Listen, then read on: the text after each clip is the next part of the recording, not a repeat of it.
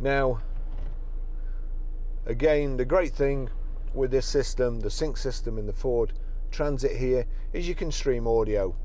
So if we go to tunes, I'll turn that down, but if you click on the red triangle with the 3 red circles at the bottom, you'll see iPhone and sync. If it's not ticked, just touch, go back, and I'll click play, then auxiliary.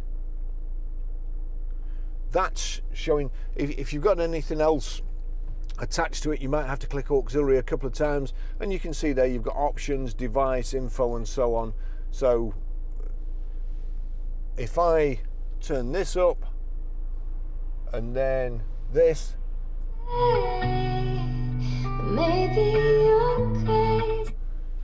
there you go. That's how you do it. Real good system in the Ford. Thanks for watching. See you in the next video.